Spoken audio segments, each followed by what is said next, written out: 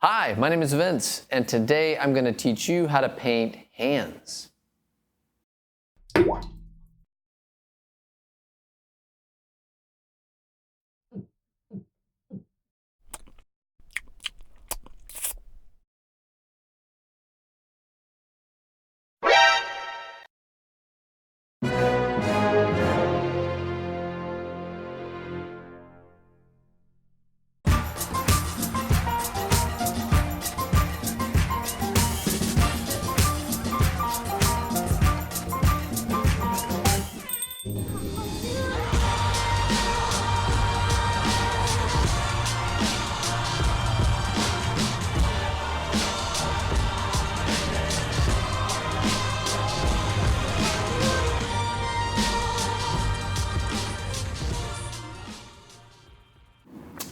All right, here's the deal. Hands are no joke, and they're really difficult, and there's no way around it. Every time I come to a figurative painting and I get to the hands, I'm sweating it because there's just so much that can go wrong, and you should be frightened. So let's talk about a few things that we can do so that maybe, just maybe, it'll be a little less intimidating. First of all, just break your hand down into kind of a couple of shapes. Like, so if we just take a look at mine here, there's an overall kind of box and a square here that happens here. That's great to know. As well as these fingers kind of have, there's an overall arch here, fingers cut off here. There's a connection. These three usually sort of hold together. There's something different about the old index finger, and that one will often be doing something quite different than these, as these all curl in. This one may be different in a certain way. And then you have this whole portion here in and around the thumb. This is its own little shape right in here, kind of inside your square. And you kind of pay attention to some of these lengths here, and then there you go. There's a lot to keep track of. There's a lot you can do, but there's also a lot you can do to help yourself out. It's one thing to paint like this. You're looking directly at my hand, and it's very uniform, and you're looking at it as though it were flat. It's a very different thing to give it some movement. Move back in space. These fingers wrap around and come this way. When you do things like this, you're automatically helping yourself out in creating volume, because there's space in between here, and we all intuitively understand that. You utilize that to your ability. Make it go back in space. So do things where a finger curls back around, or something comes out toward the viewer slightly. That way, you're not just ending up with something that's flat, but something that's very dynamic. All you have to do is flip through a Renaissance art textbook and look at all the various, why did I say textbook? I mean, this is not that, I mean, okay, yeah, you're the internet, use the internet. A Google search engine, and look at the images tab. That might be very helpful.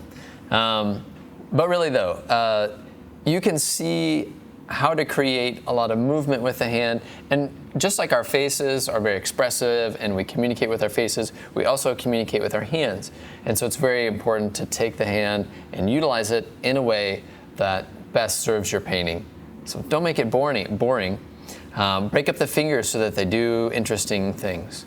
I've got an image ready here that I think kind of does some of those things I've talked about, and we're going to draw it on this surface. And this is the hard part. Drawing, it's going to take some time.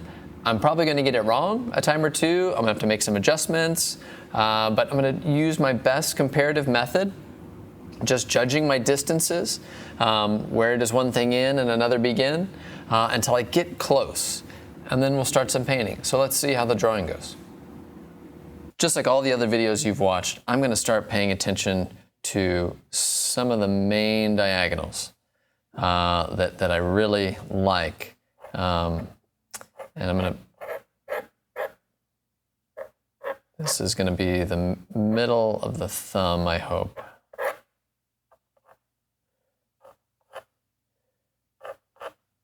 I'm really thinking about this in terms of planes. You know, you think about the planes of the hand. We've got to really treat it three-dimensionally. Kind of imagine each of these as something that wraps around and comes around. If we don't do that, we're going to get in trouble quick.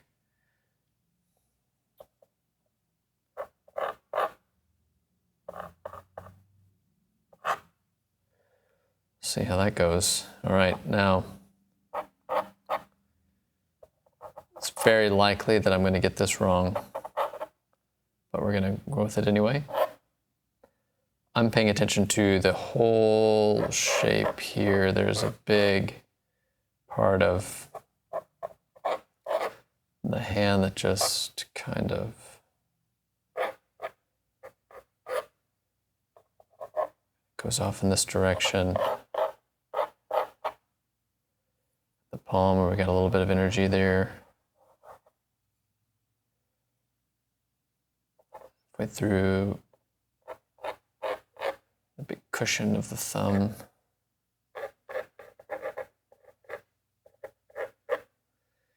And an interest of making the image a little more interesting, I made some decisions. Wanted to show you a few fingers extended, curled in, and just this is the purpose of this is to see some foreshortening as well as straight on. I really want to create something that you'll have a lot of reference to the next time you dive into a hand. You know, I'm thinking a lot about these shapes that are happening and really paying attention. So I'm already kind of getting off here. Thumb is thicker than I'm making it. And we're gonna have some fudge room as we always do. We just want to make sure we don't end up too far off, too far gone.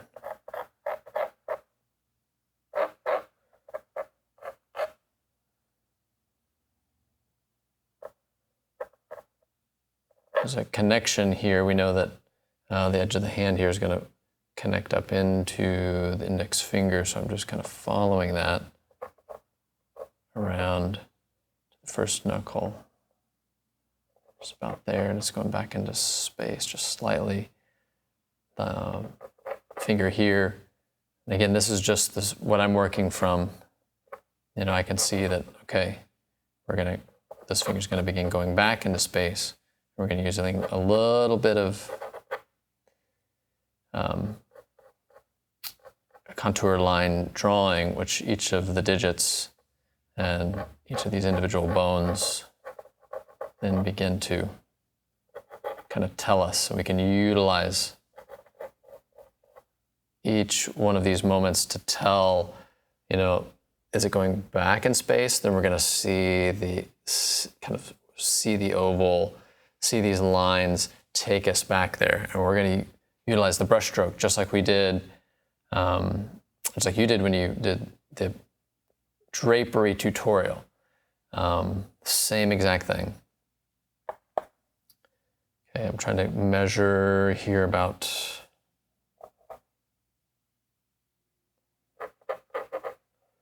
halfway. This guy's going to come up about to here. Here's where it's going to get dicey.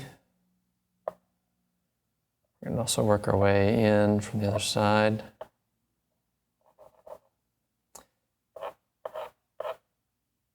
Got this last little digit and bone coming in here. Height doesn't get above here, so it's going to stop here-ish. Here's the next finger coming in, it breaks. front of, and overlapping. What is one of the easiest way we can keep things in space? Simply overlap something. It's a big deal. If you overlap it, then we all understand, oh, hey, that's in front of that. So crude, extremely effective.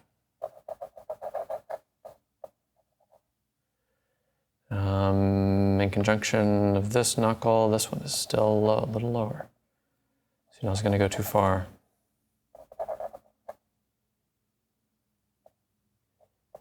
This is again, comparing, constantly looking, trying to figure out, all right, if I look at the big pad of the thumb here, assuming that I've drawn that in about the right spot,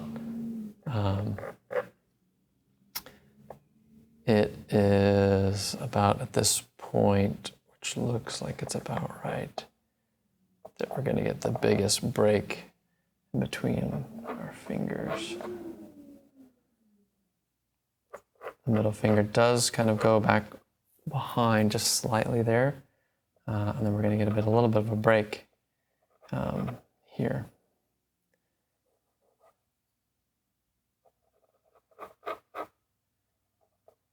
I'm going to get some fleshy bits here.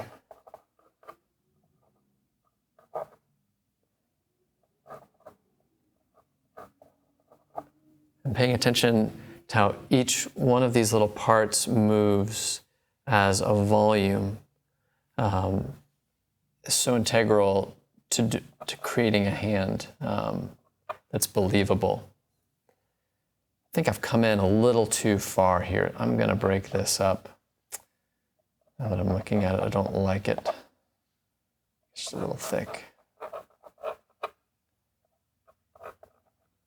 This is what I mean about it's going to be some subtle drawing issues that hopefully won't slow us down too much, but they do matter.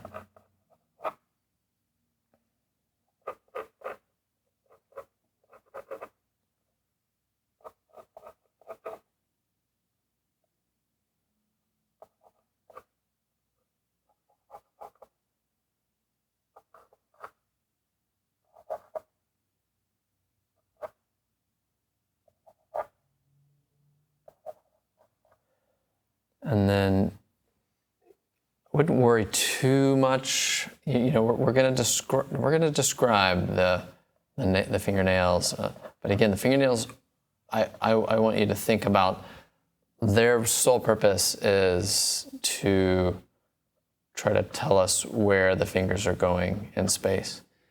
That's all we want. That's all we want from them. Is to kind of give us a little bit of feedback. So if we use this little half circle, then we know we're looking on it like this.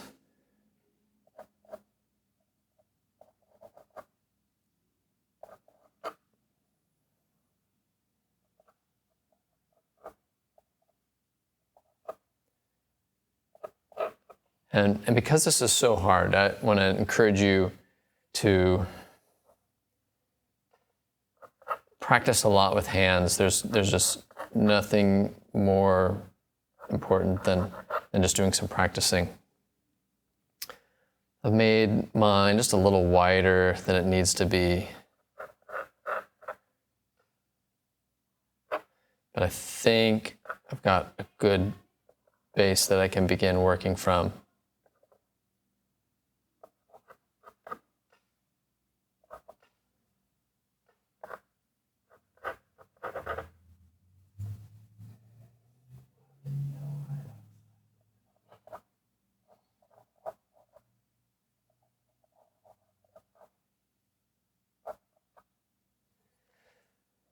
All right, the middle finger is the one I like the least. I'm really trying to figure out, I think maybe what I've done. I think I've made this a little higher than I needed to, maybe. Yeah, it's a bit of a puzzle. We're gonna continue to work on it and sort it out.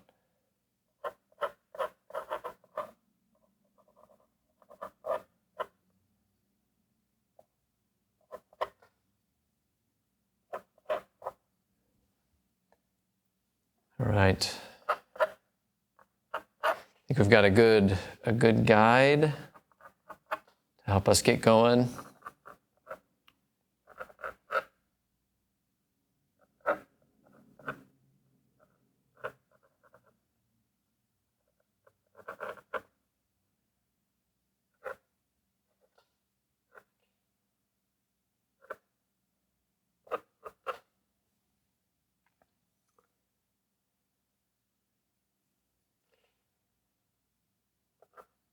Still think my middle finger might be just a little too big.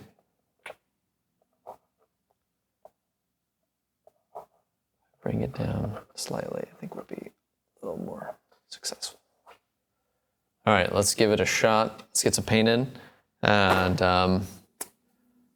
get at it. There's just no way around it. I could sit down here and continue to fiddle with the drawing, and it might be a good idea to do, but at the same time, I'm gonna solve some of those drawing problems as soon as I'm painting, where I can really begin judging where things are. Okay, we've got a decent sketch. A lot of it is very angular, but that's exactly what I'm paying attention to. You know, how does each finger bone turn in on the next, and how far up is this one compared to this one? And the top of this knuckle, is it as high as this? And where exactly does the middle finger touch or get close to the ring finger? And so on and so forth. And these are all the little comparisons and the edges I'm looking at as I'm creating. I'm asking myself, did I get it? Is it in place? Is it ready to be put down? I think it's mostly right. I'm a little troubled by the middle finger, but I think it'll be okay. I think it's just a matter of giving a little more clarity once I get some paint down, but we shall see. So I'm going to begin like I begin every painting is by mixing a black.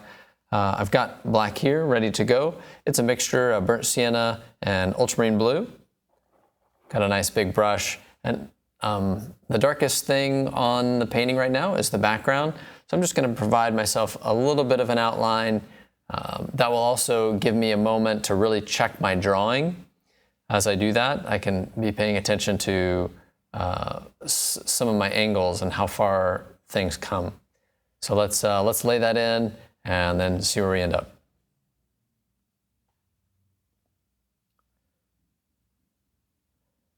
Gonna probably need to mix a lot more black. It's all right.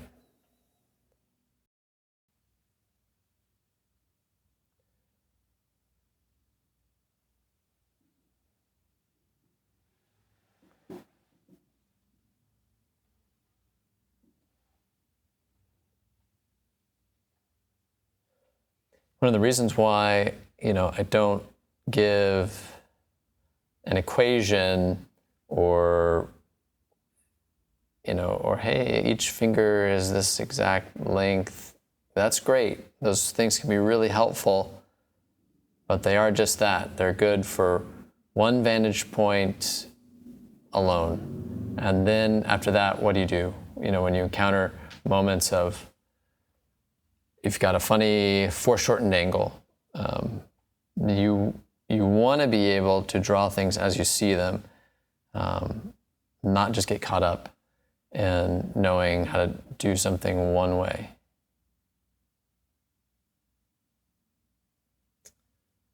Just notice one thing I really need to do. So, thumb is a little longer. And I knew I would expose a few things that needed changing. So I'm going to just do that. I'll remember kind of how far I want to come out here.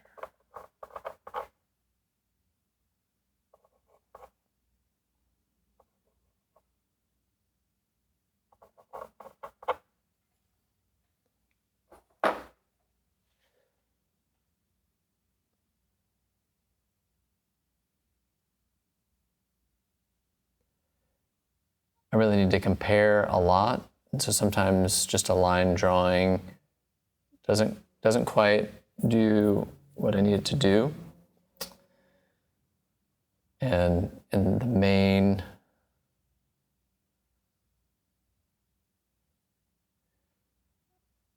clarification of the drawing, I can't see until I begin getting some paint down and paying attention to some of these areas. You know, where are we at? What did we do?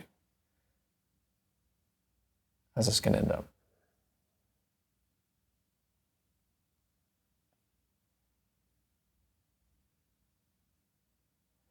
And again, I might make a couple more nudges here and there as we go about this.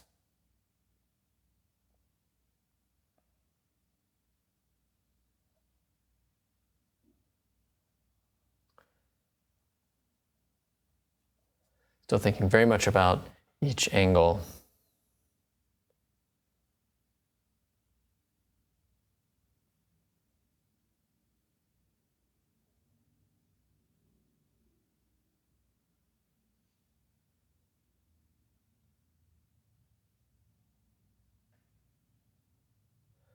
Looking at the negative space between these two and saying, okay, I think that feels the right thickness, and in comparison to the rest of each fingers, have I matched it appropriately? Does the painting work? Because at the end of the day, it's about the viewer seeing the painting. They're not going to see what you worked from. And so you got to tell the story so that it makes sense. When it comes to hands, I like to overtell.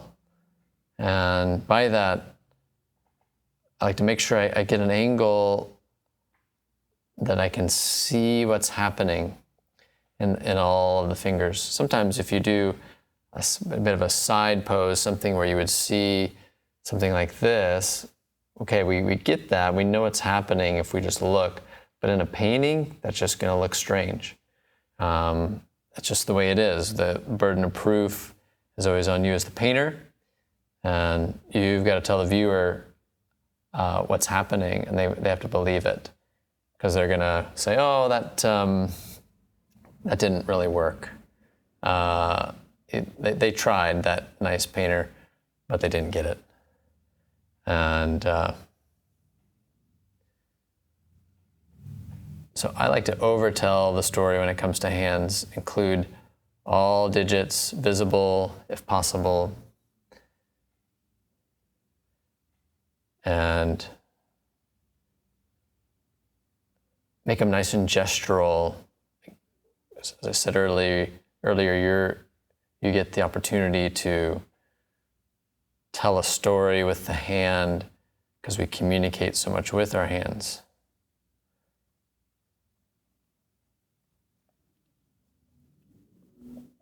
Okay, so I got good outline here, something I can kind of work with. That's great. I nudged a few things over while I was doing that, and I feel good about those decisions. And we can move into the hand now and say, all right, let's find those darkest areas in the hand, which are going to be the creases.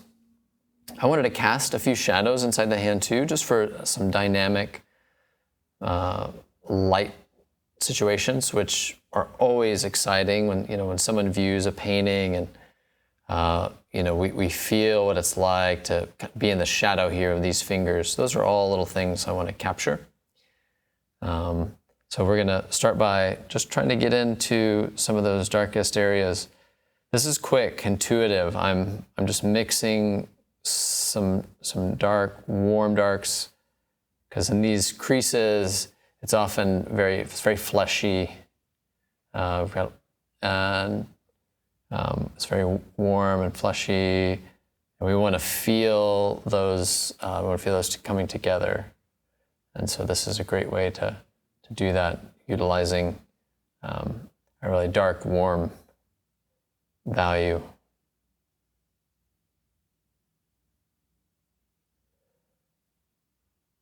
Gotta be somewhat careful that I don't do too much and lose my drawing, which will probably happen anyway, but I'll still try to take great care. There's some cooler shadows. Well, let me start with the warm since I do have them. It's just a little lighter.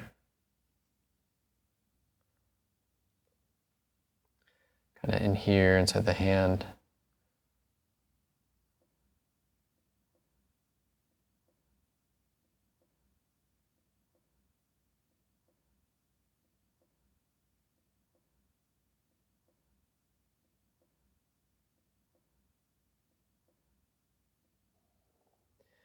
You can use your cadmiums a lot in hands.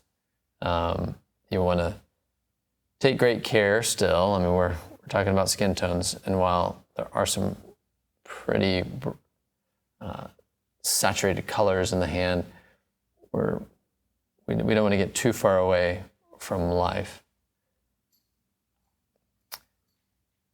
If you've seen the eye tutorial, if it's even out yet, you can see what I mean about some of the subtle shifts. There's some really beautiful little shifts that happen in hands too. It's, that we'd never think. Little warms and cools, and it's just a lot of fun.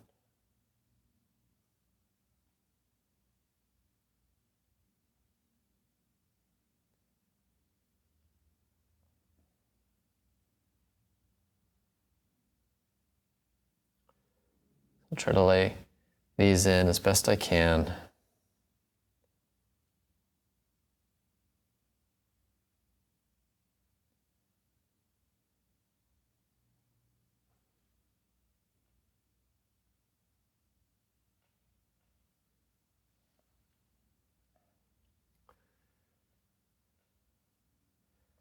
And we're gonna, I'll keep my kind of darker brush there. There's some darker shadows on this side. I'm getting a little bit of a second light source here, just barely. We'll try not to get too caught up in that, but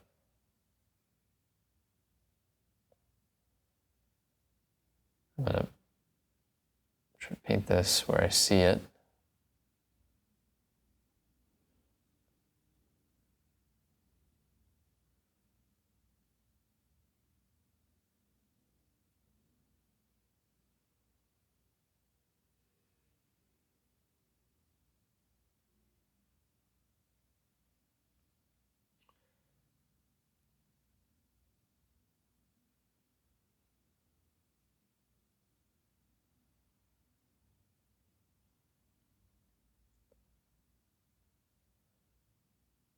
Secondary light sources coming right up on this side. You can see it.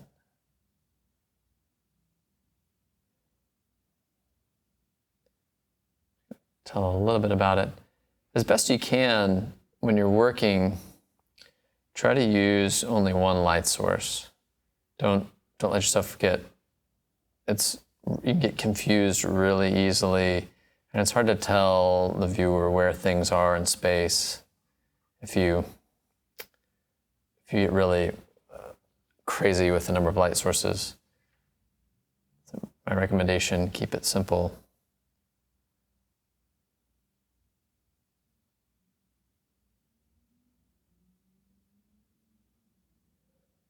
So right now I'm hanging out in the shadows and making sure that I get those nice and blocked in.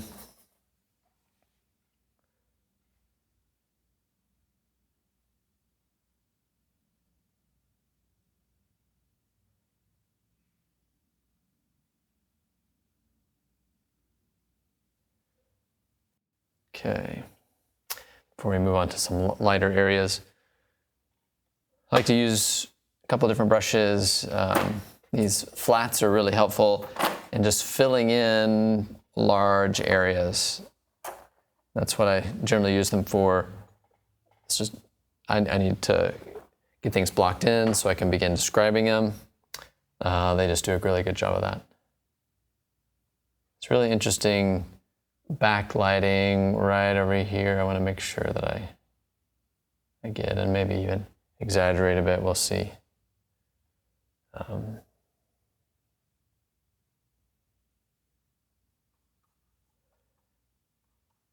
gonna get down in here and some of these, they're kind of greenish, some areas, some have the brown in them, but as it just dies away.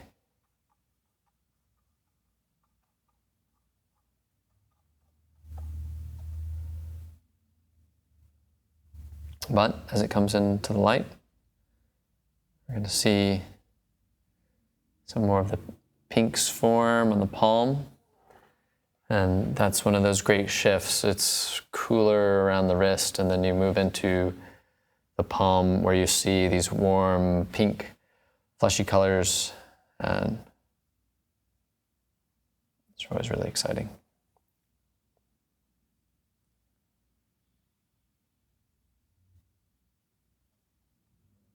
I'm going to work my way toward the light.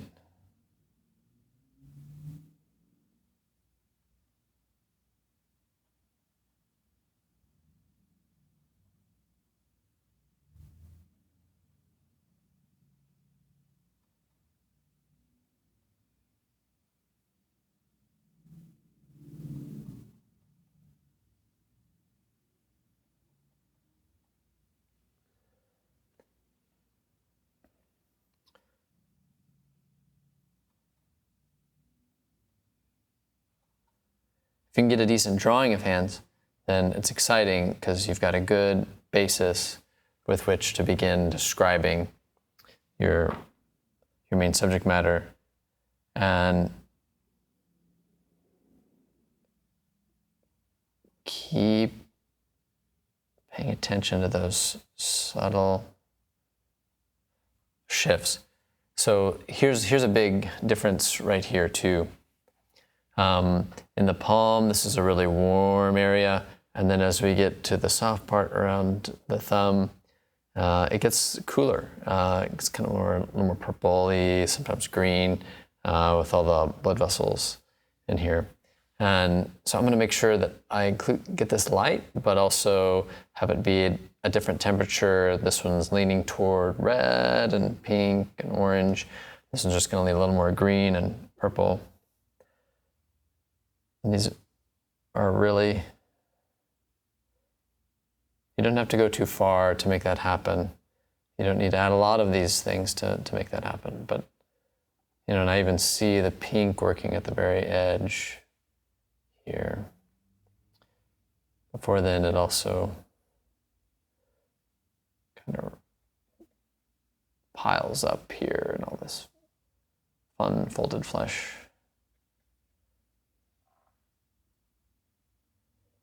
I can come back in here, get some of these cooler colors.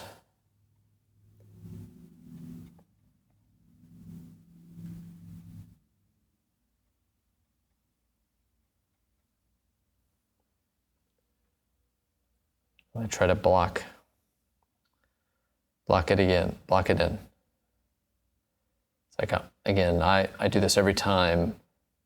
It's the rush to get it filled. If I've got information, then I've got something I can begin working with. But if I don't have any information there, I'm going to be moving from place to place and not achieving anything definite. I might get some things right on accident, but I also might do nothing right.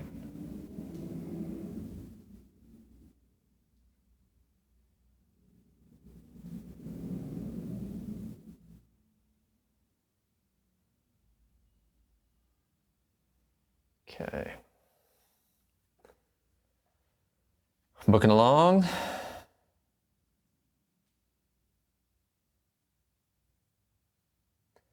It's a little warmer in here again.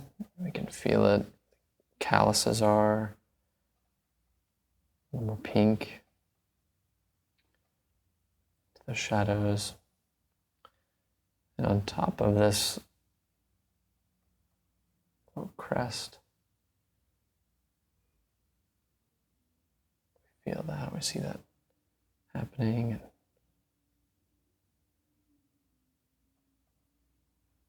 tell that story a little bit.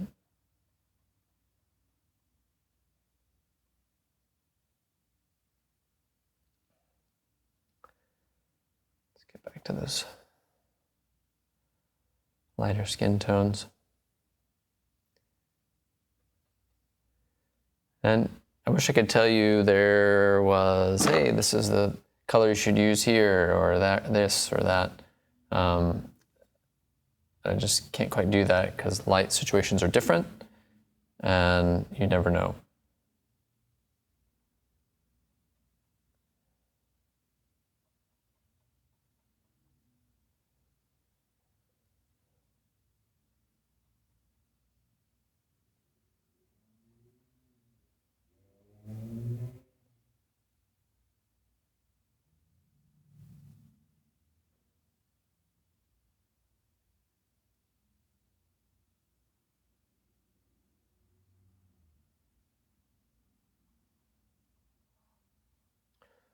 Sometimes I'll look back at areas that I just left and I'm like, wait a second, I didn't quite finish describing that in a way that I'm good with.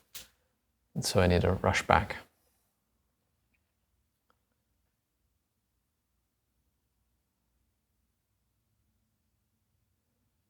Basically, until I get it filled in, I have some level of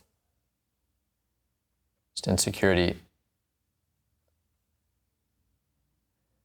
I just won't know how good my decision making is until I can get everything to the same level.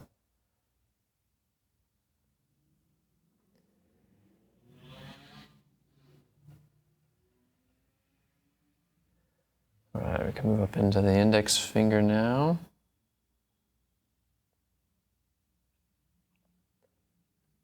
I really like the feel of oil paint. I usually start off with a little bit of medium, especially if I want to fill in a bigger area. But if not, I've gotten pretty used to just working directly from the oil once the brush has been conditioned just a little bit with medium.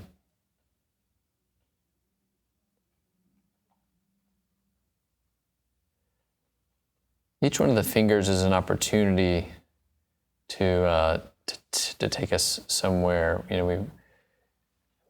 Each finger bone moving just slightly against the light will get either darker or lighter. And it's really important to pay attention to those subtle shifts in the fingers, because when you do, then we get a very keen sense of where things are and how that works and where the fingers go. And we all know what that's like.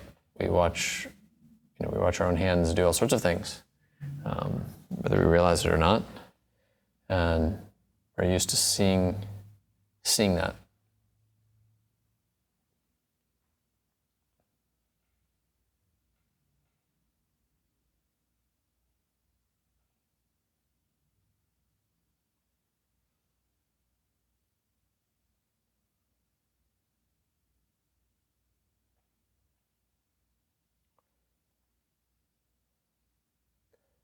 Generally, as you get to the tips of fingers, you'll find they're more red,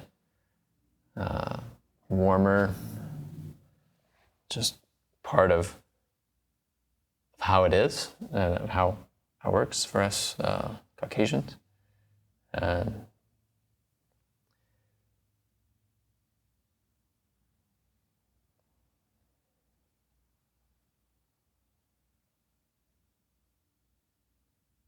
I noticed I kind of goofed my drawing here. I might have to wipe this out a little bit. Try to knock that black back.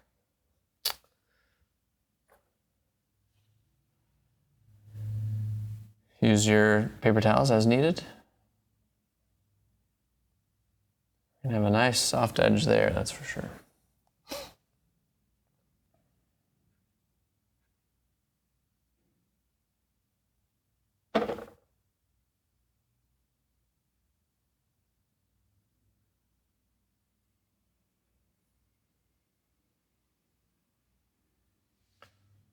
Just get some of this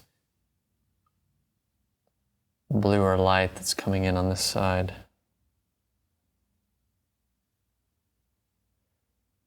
Then we have some of our areas here in between each of the finger bones. And then even a cast shadow from the middle finger coming back partially on our index.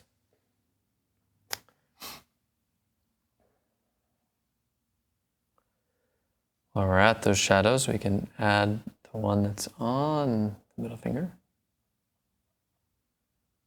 So we're talking about that.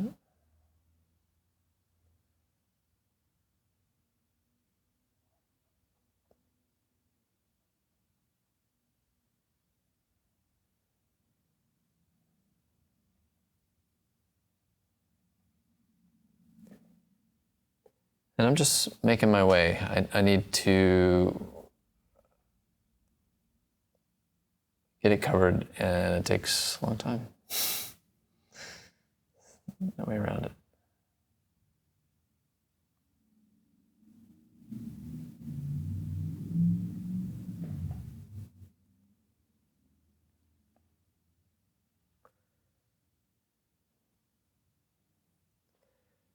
In my haste of moving from one place to another, I will forget the ledges or things I wanted to do.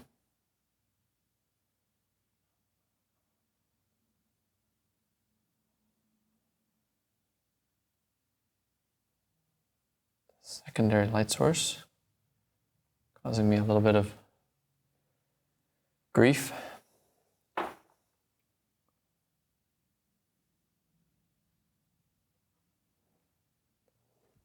So one of the best things about my college years was working in a studio where they made us paint the figure from life.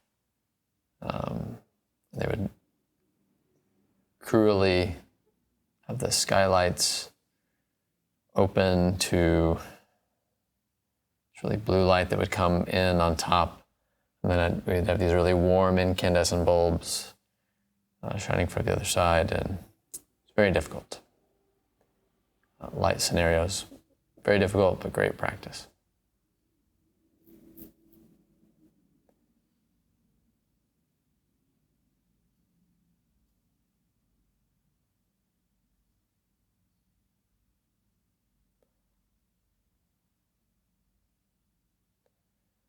Now for this plane in the light, and we really want that to be felt.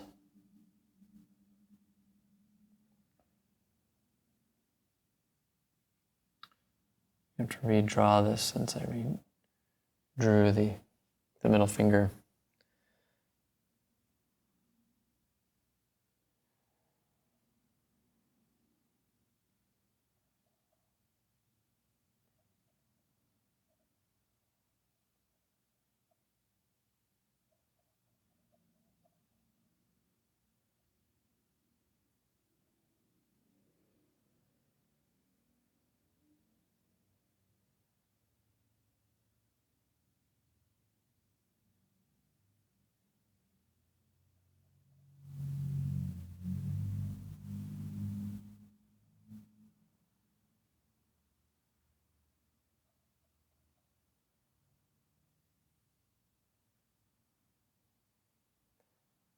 This is a very methodical approach where you pay attention to the areas you're working, and you work on the next nearest portion, and you compare, and you say, oh, yep, there's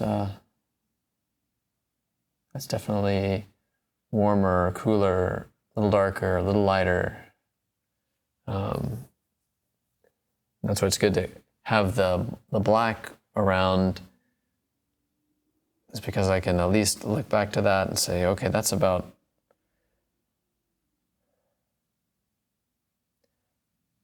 a 30% value against a 100% value.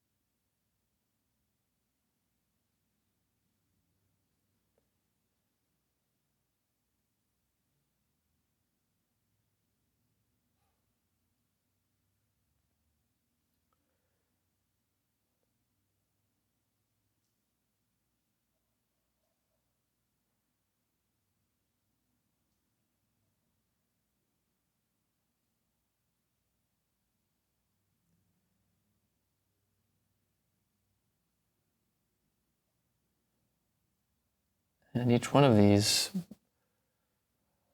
finger bones is a volume. And it's sitting in the light a certain way. And you want to pay attention to that.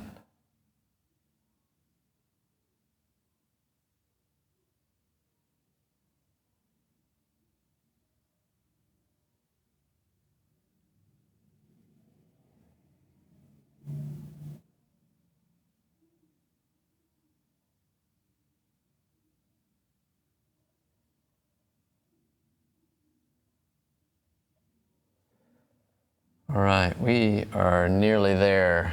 Our main block in.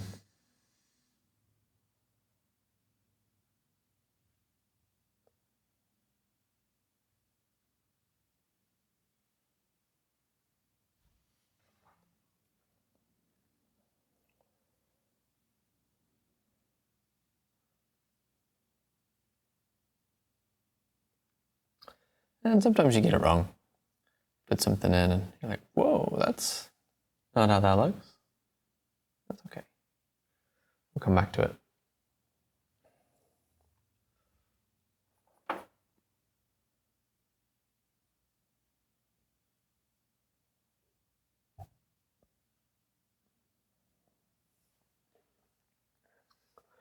All right, this is a really good time now to begin to reevaluate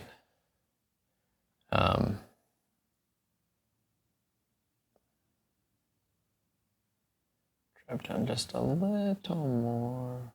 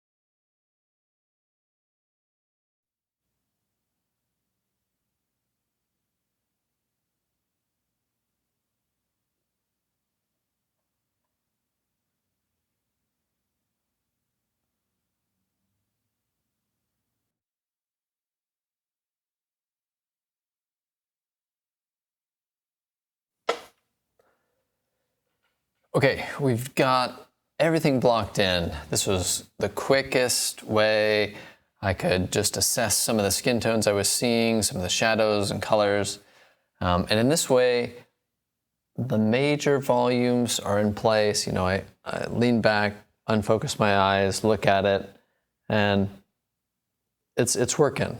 There's not any immediate bad drawing stuff that just really bugs me. I know there are some things that are not quite right, but I'm a human being, not a robot, and I've done what I can, and I think I'm ready to kind of take it to the next level. So I may only have a little bit of time in which to describe something more fully.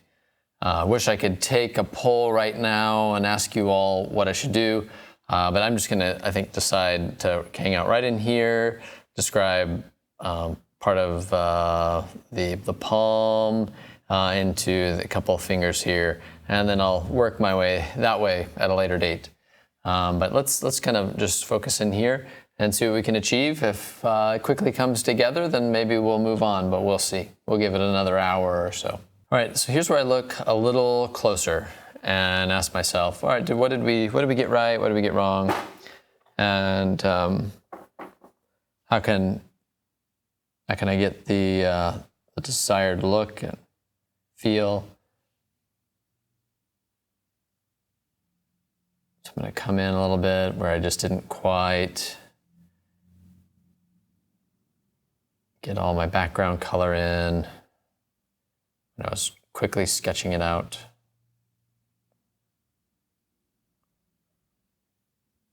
There we go.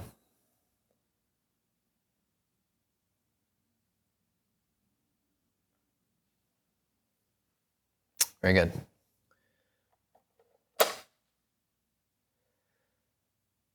Gonna get some smaller brushes now to describe a few areas a little more clearly.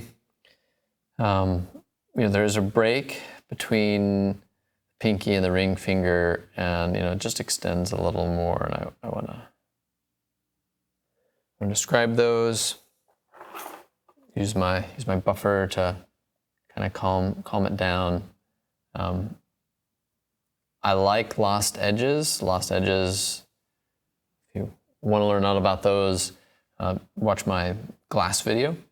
And using your edges, or even where they kind of blend in, it's just the way our eye sees. We see that way all the time. Things aren't perfect and perfectly delineated, and that's okay. We should lean into those moments and let our painting also have that same energy, where it's not exactly clear where something begins, the other ends. But if we've done our best to really describe value and good drawing, then we don't have to describe every little break. We just have to describe the important parts. And that's really exciting, trust me. We don't want to do every little thing.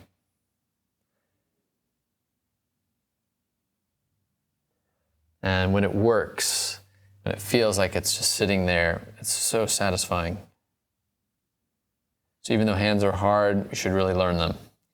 You won't be sorry once you're just laying them in and with confidence, and you go into a portrait or any other figurative painting with confidence. It's so worth it. It's worth the effort.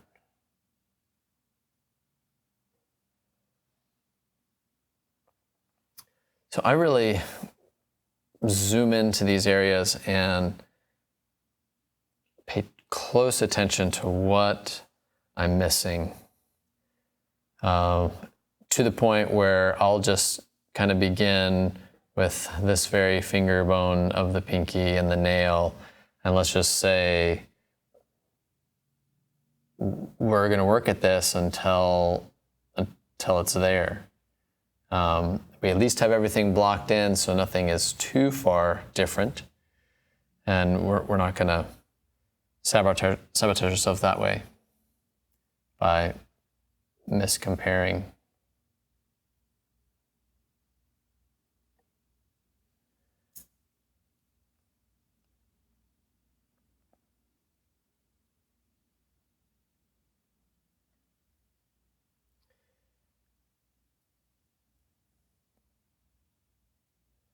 Again, even in the shadow, when I unfocus my eyes, I don't make out very much of this pinky nail. I'm going to get to it. I know it's important to at least tell a little bit about it, but I'm not going to worry about getting it just right. It's one of those details that's too much. Leave it to the cameras. Just tell the main story of these big shapes, these big blocks of shapes.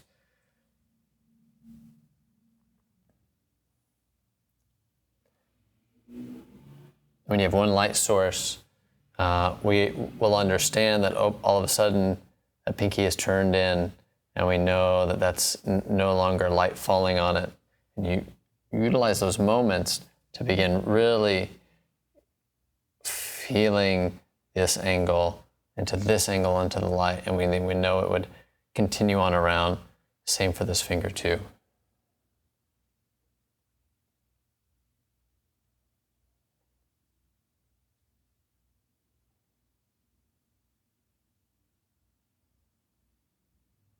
If you've already done the work of making an exciting hand that is very gestural and alive, then you've done a really good job.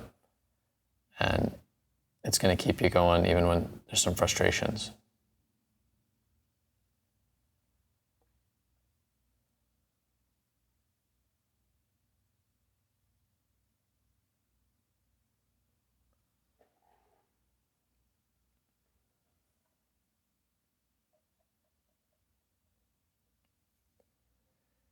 Sometimes I'll look at the very edge where the black background meets the skin, meets the pinky, and say, you know, what's happening? Just because I haven't quite told what's happening in that edge, I think I just see, feels a little kind of green, blue. So I'm going to take that and just kind of follow that edge.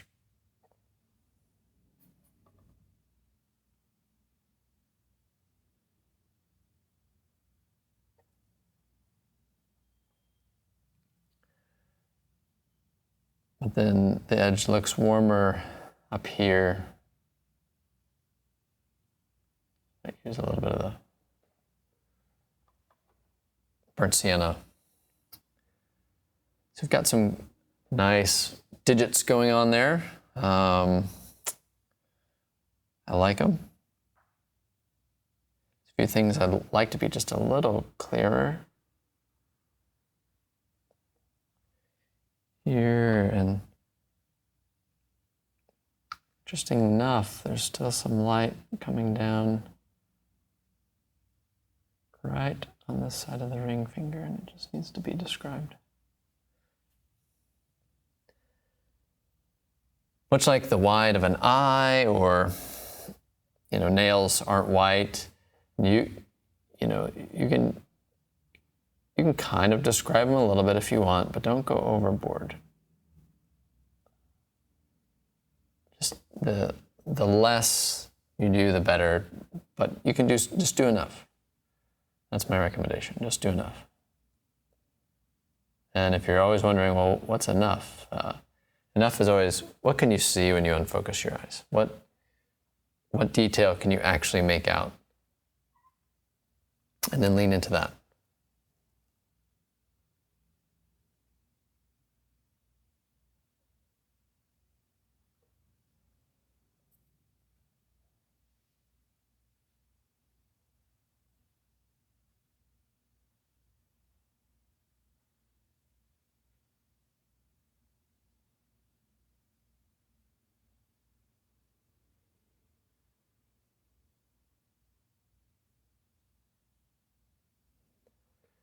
I'm seeing a little drawing thing here.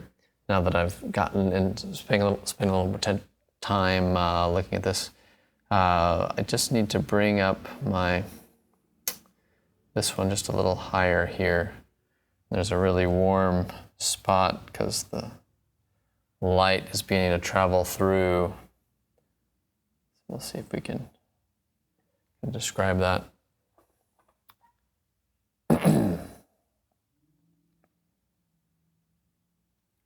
Successfully.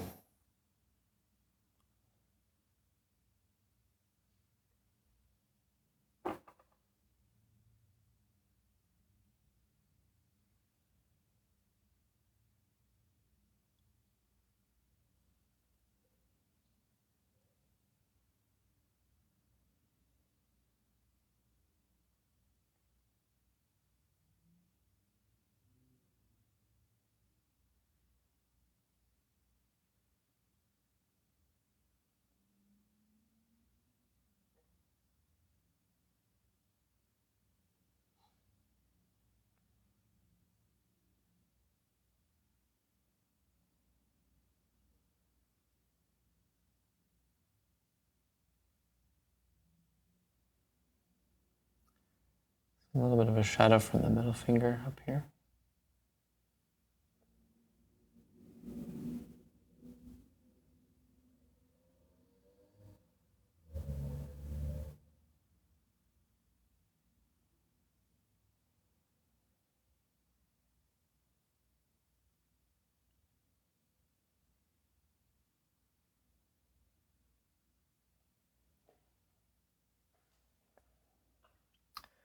And this is long work. There's no way around it. You know, we've from the block end to this, we're making headway, but not quite there yet.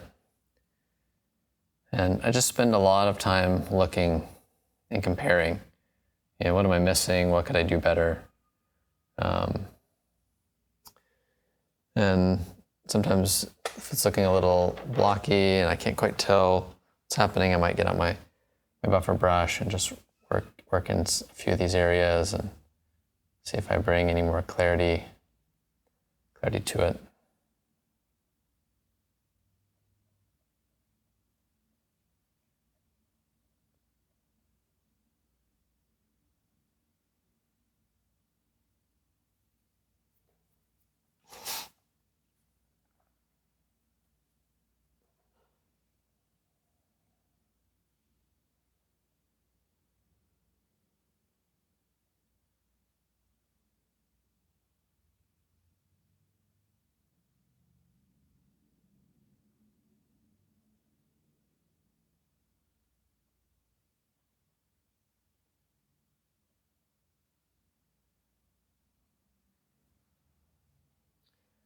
I'm going to do just a little more down here.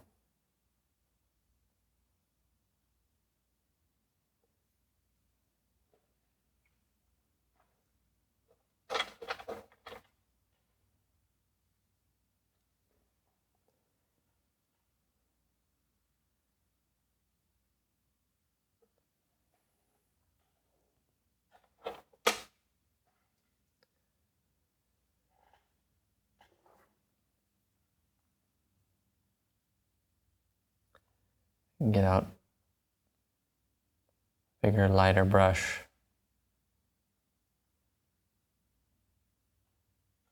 And really get this in the light a little more dramatically.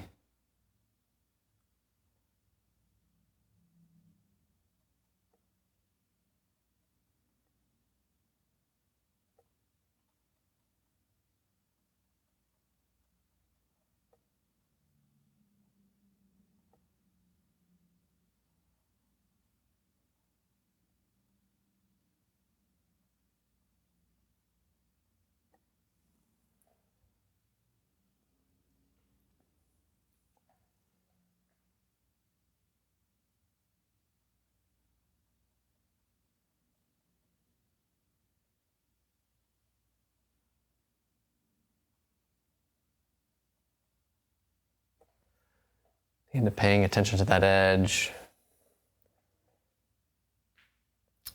This looks a little green there too.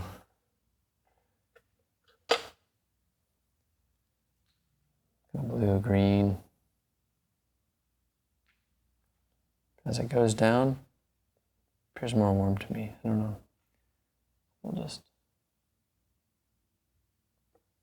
soften it some.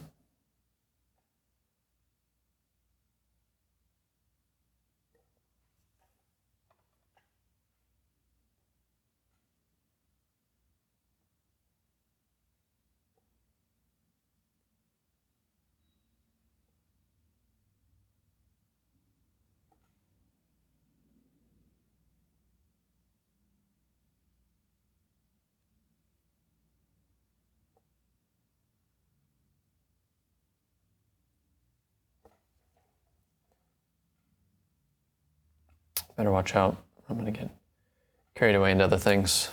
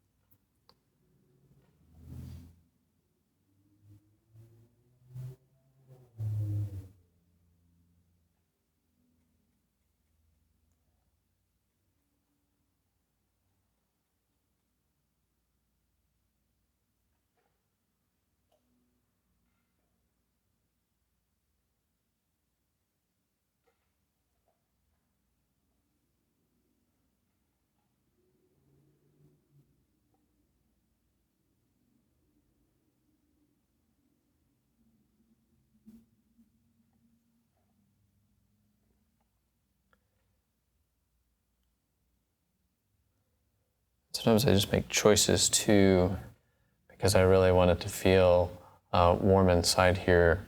I might just take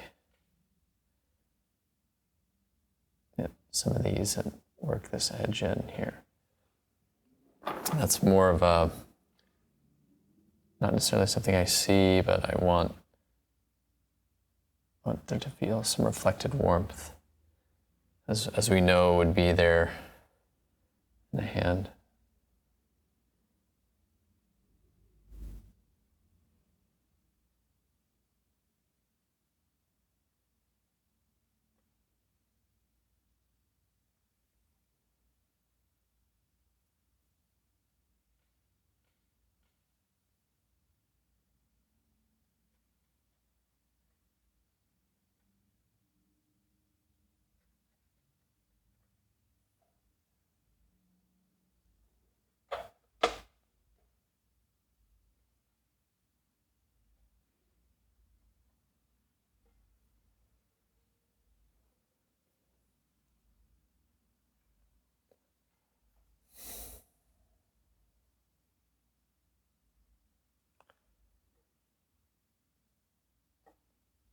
Am I doing it on time?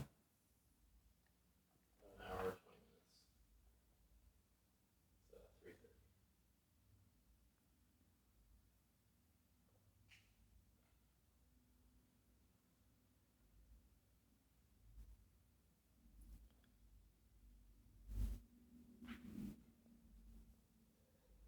And there's little drawing decisions there.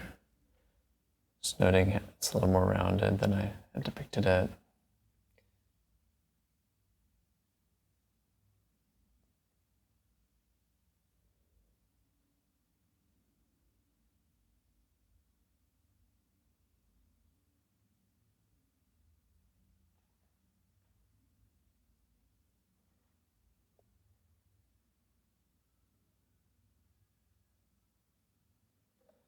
I use my pinky a lot of time to stabilize.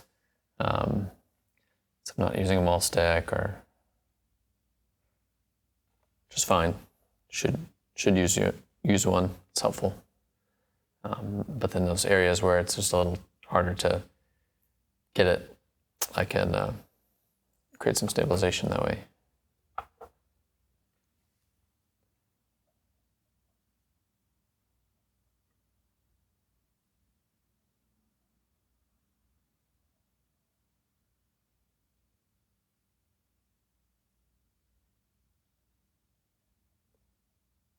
To make sure this knuckle right here is in the right place, and that the subtle shadows over here are working well with it. You know, around the knuckles, around the tips of the fingers, and each of the finger knuckles too. That's where you're going to find things sometimes get just a little darker, a little redder. And I can see that happening just a tad on the top here, and I want to describe some of that. Hopefully without painting over what I've already done.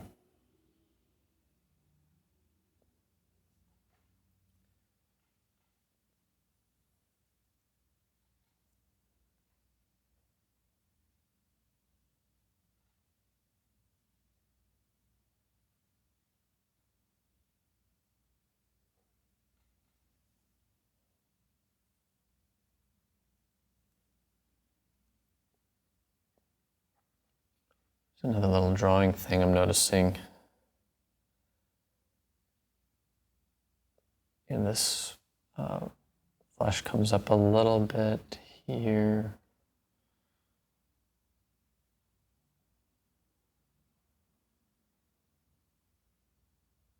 And then curves in.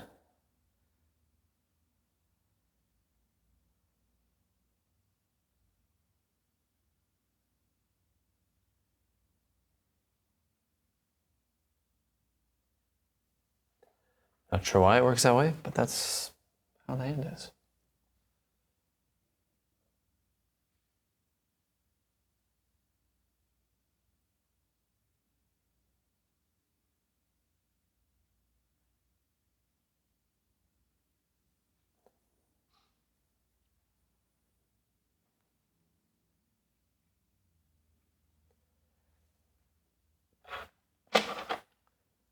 try to soften out a few these rough edges. There's some parts where the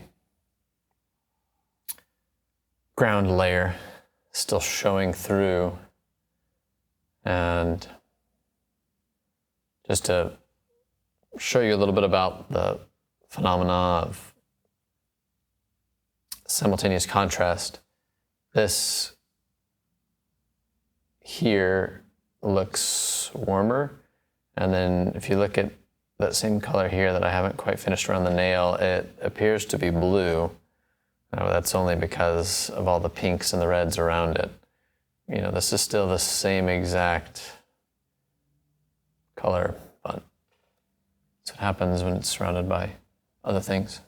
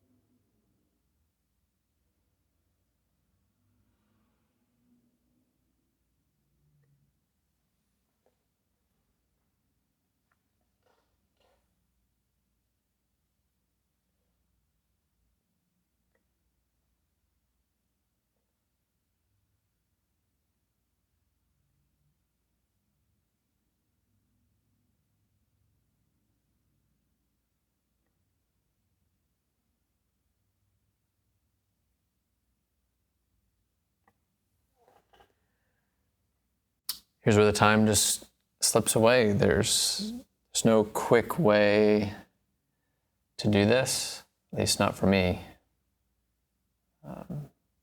There's other master artists out there. I'm sure they can block it in really quick, but it takes me a while.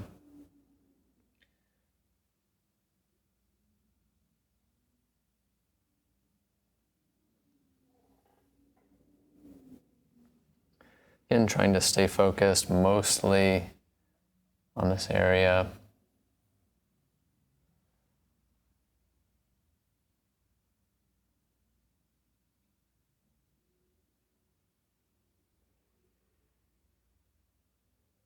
Get to be a little more orangey than I have it depicted.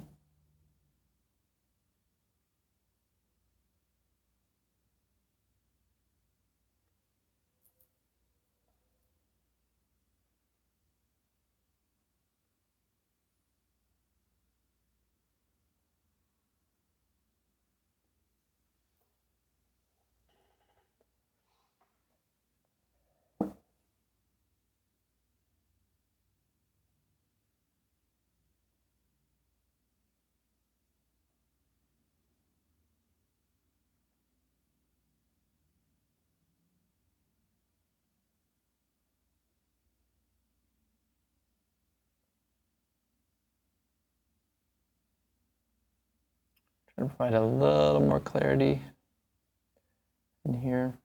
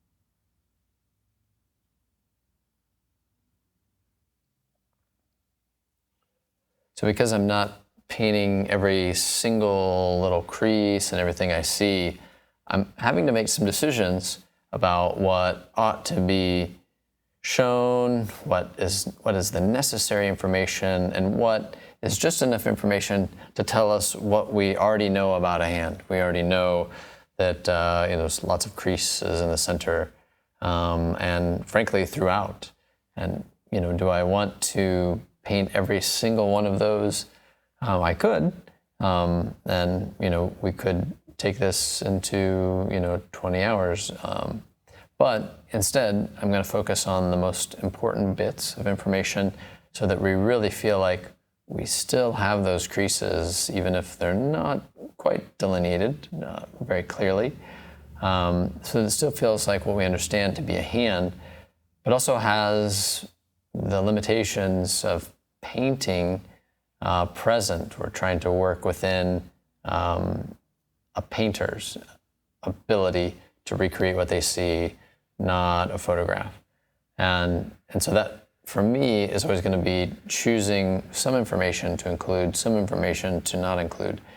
But what I will always make sure to include is the main big planes of the fingers and the thumb and the palm. And in that way, everything still works really well together. And I think that may be the artistry behind painting is choosing the right amount of information. The things that are going to help your painting, are going to make it really successful, versus just be extraneous information that ultimately starts to feel a little uncomfortable after a while.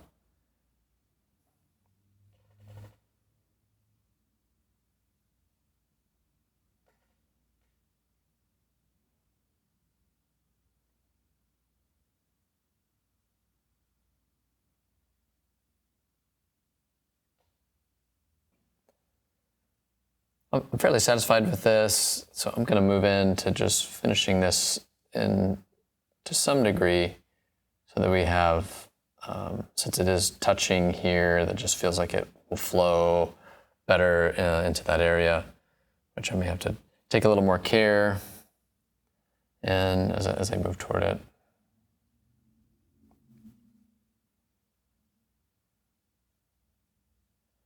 And I did change the drawing of it when I was painting, so really the nail that I have there now is old information.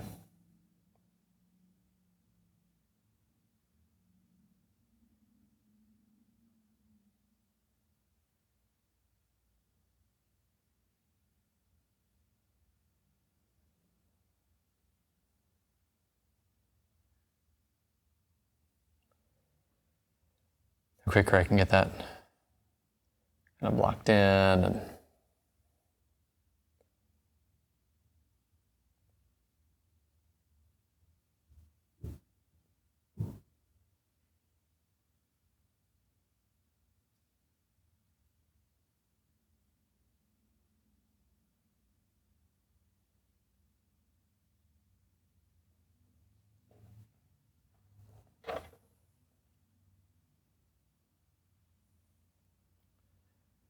going back into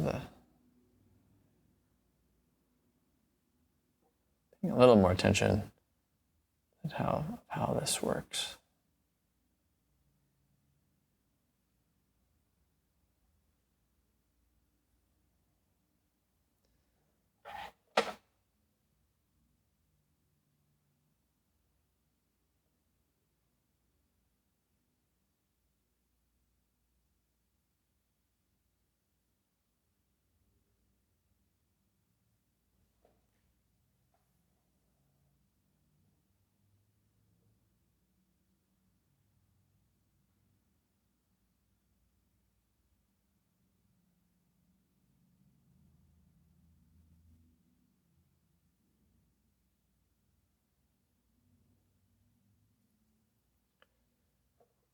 Carefully redrawing some of these edges.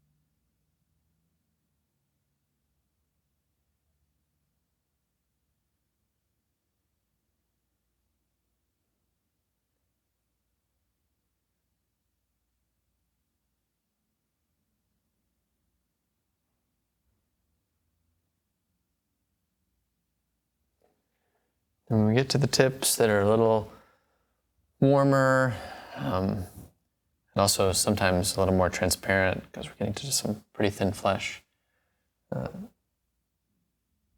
you'll be amazed at how much chroma you do have to put into those parts to make them work.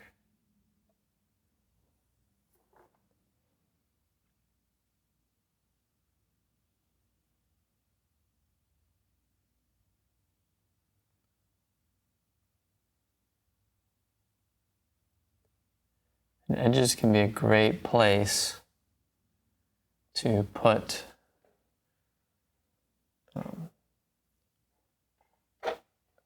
chroma, and you don't have to put a lot of it into certain parts, but really keeping it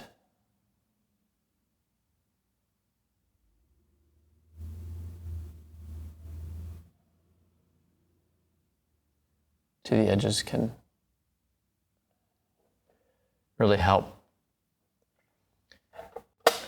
give that feeling of the warmth around it, and us looking through these very thin parts and seeing all the blood and seeing everything that really just showing, feeling warm, alive.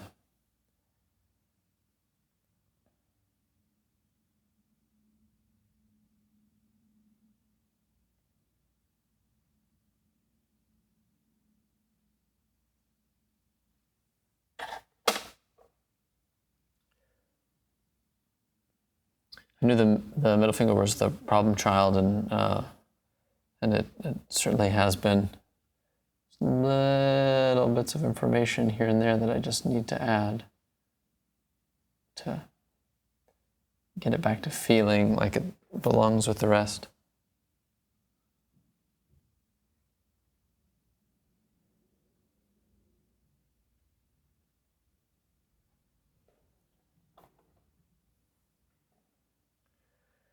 And we definitely want it to feel as though it's hovering right above the ring finger. And there'll be a little bit of a battle in some of those areas to describe that correctly. A lot of times if you're having a problem and you're not sure what it is or where it is, just continue to look to the drawing, and that's probably the first area you can say, oh, yep, there it is. There's that issue. And if it wasn't there, then it's definitely going to be value next.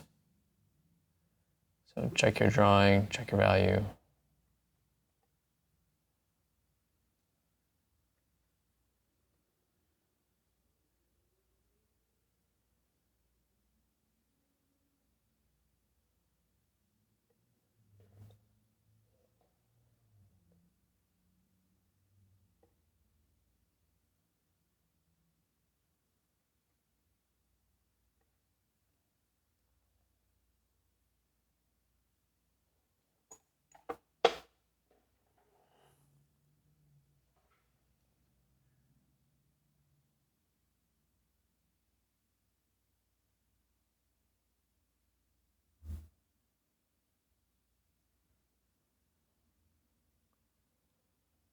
It takes a lot of looking sometimes.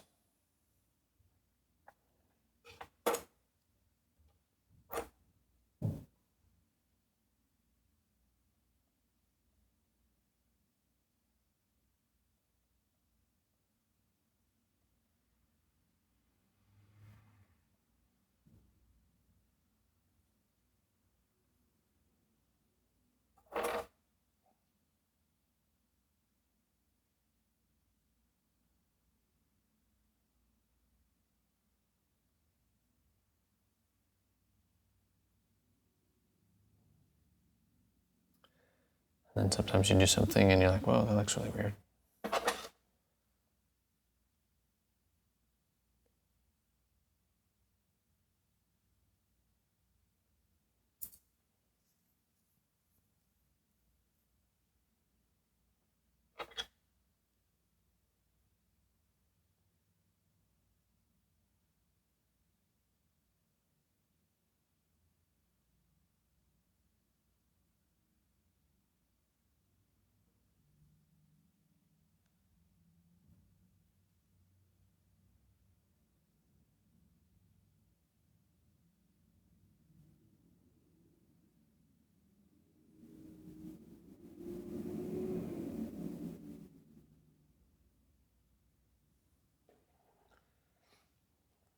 I do feel better about how the middle finger's sitting in space now. It's still not quite where I want it to be, but I do like it more. I think it was mostly just little subtle drawing issues. I'm going to soften it just a bit on this edge.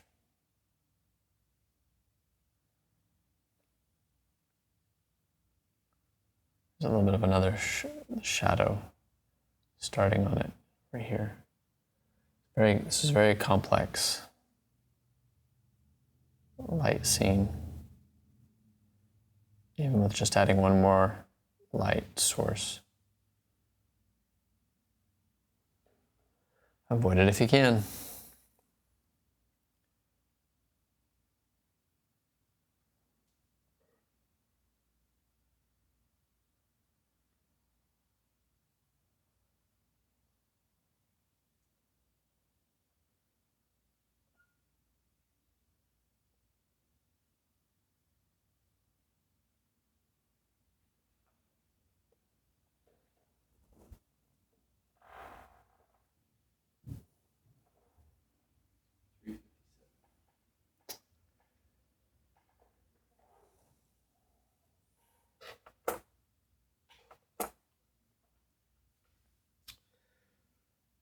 Still don't like that metal.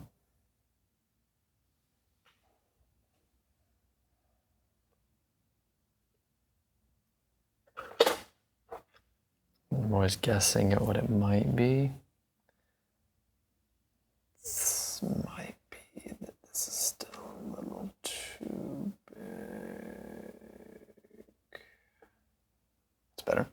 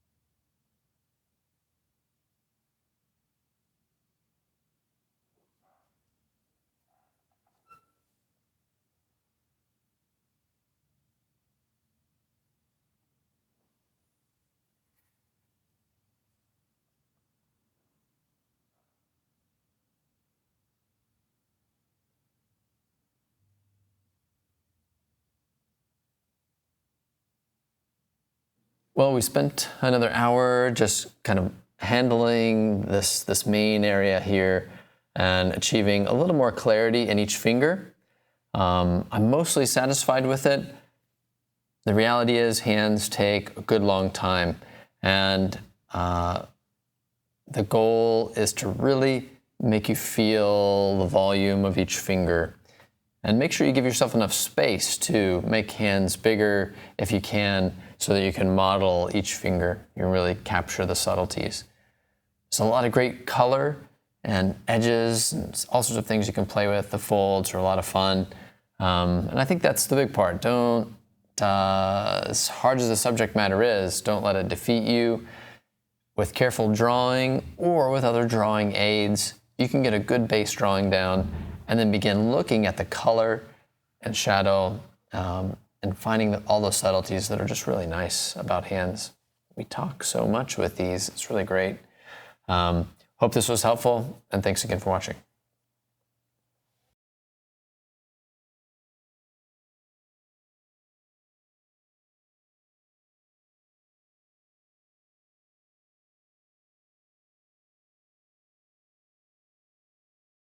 Hello, thanks for watching. I hope this was helpful toward your goals of becoming the artist you're meant to be. Here's some other videos you might like, and click over here to subscribe. If you want to see the channel flourish and ensure continued content, share this with a friend or join my Patreon, link below. And remember, never stop painting.